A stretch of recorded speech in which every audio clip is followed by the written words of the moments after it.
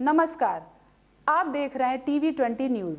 मैं हूं आपके साथ इस बुलेटिन में डॉक्टर प्रियंका सोनी। अब नजर डालते हैं खबरों पर।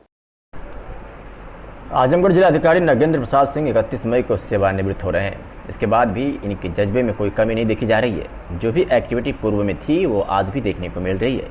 जिलाधिकारी ने कहा कि सेवानिवृत्त शब्द भ्रामक है, लेकिन उससे भी भ्रामक रिटायरमेंट शब्द है। उन्होंने कहा कि जो टायर्ड होगा वही टायर्ड होगा। आगे क्या कुछ कहा जिलाधिकारी ने, आपको सुनवाते हैं। सेवानिवृत्त शब्द बड़ा भ्रामक है और रिटायरमेंट शब्द उससे अधिक भ्रामक है। मैं अक्सर दूसरों के रिटायरमेंट के समय ये कहता था कि जो टायर्ड होगा वही तो रिटायर्ड होगा।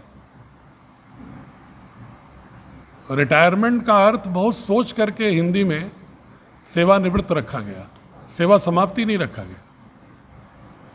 चाहते तो उसे सेवा समाप्ति भी कह सकते थे, लेकिन शब्द को उन्होंने सेवानिवृत्त रखा। इसका मैं कारण जो समझता हूं कि जो गीता में दो तरह के कर्म की व्याख्या है, प्रवृत्तिगत कर्म और निवृत्तिगत कर्म।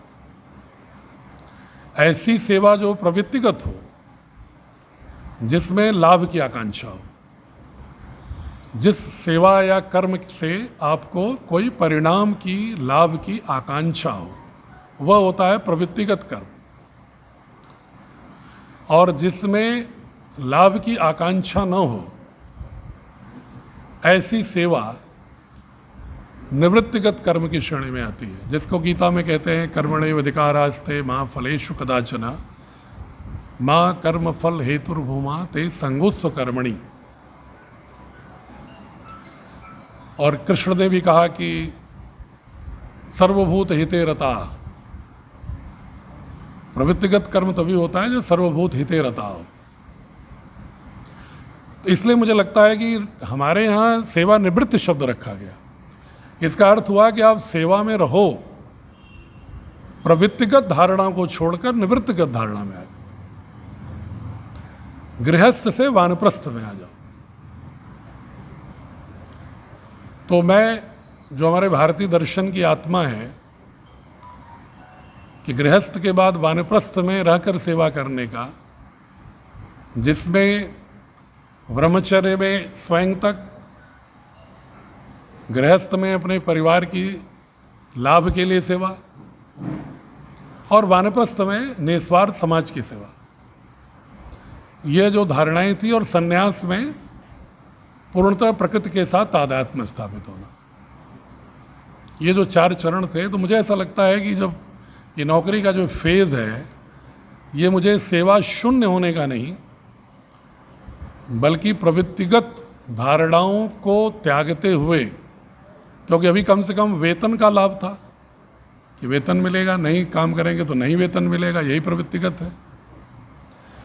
अच्छा कार्य करेंगे तो सरकार आपको प्रशस्ति देगी, अच्छी जगह तैनाती देगी, इसका एक प्रवृत्तिगत लोभ रहता है। बंधन होता है कि शासनादेश का पालन करना है, उससे इतर आप व्याख्या नहीं कर सकते।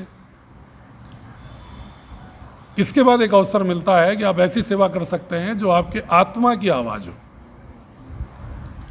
जो आपकी आत्मा का स्वर निकले कि यह होना चाहिए। जो आप लोगों ने प्रश्न पूछा, वनवासियों की सेवा, आदिवासियों की सेवा मेरी आत्मा का स्वर है। इसलिए अगर प्रकृति ने स्वस्थ रखा, शरीर को इस योग्य रखा, मस्तिष्क को इस योग्य रखा, तो जीवन के शेष क्षण को मेरा पूरा प्रयास यही होगा, विनम्रतापूर्वक, कि मैं वनांचलों में, ग्राम्यांचलों में कुष्ठ रोगियों के लोग, बच्चे, मैला सर पर ढोने वाले परिवारों के बच्चे, या ऐसे लोग जिनको मैं अक्सर कहता हूं अदृश्य Bharat, invisible India versus incredible India. एक ऐसा अदृश्य भारत है जहां पर विकास की चमक दमक नहीं पहुंची है। उस अदृश्य भारत की ओर प्रयाण करना ही वानप्रस्थ का मूल मंत्र होना चाहिए। और मेरी कोशिश यही होगी कि आप जैसे बंधु बांधवों को सहयोग से लोगों को प्रेरित करके, लोगों को साथ खड़ा करके, लोगों से मार्गदर्शन लेके ऐसे लोगों के जीवन में कुछ मुस्कान लाने की कोशिश की जाए जिनके खाते में सामाजिक और सांसारिक रूप से दुख ही जीवन की कथा रही, जो निराला जी की पंक्ति है।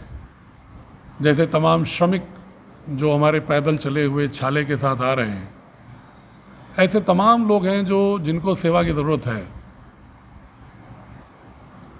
ऐसे बहुत सारी सेवाएं आप लोग भी कर रहे हैं, पत्रकारिता जगत में कर रहे हैं लोग, बहुत सारी सेवाएं ऐसी सामाजिक संगठन के लोग कर रहे हैं लोग। बहुत एक विशाल फलक है और मेरी कोशिश होगी कि जो कुछ अनुभव है इतने वर्षों का नौकरी का, उन योजनाओं को कैसे हम वंचितों तक और इंटाइटलमेंट के साथ पहुंचाएं, उन्हें याचना न करना पड़े, बल्कि उन्हें अधिकारिता के लिए खड़े होने की ताकत मिल सके और वो हम भारत के लोग का हिस्सा प्रभावी स्वर के साथ रख सकें, महसूस कर सकें। इसके लिए जो कुछ भी मेरे काउंसलिंग, मोटिवेशन या उनके बीच में रहना होगा, ये कोशिश करूंगा करने।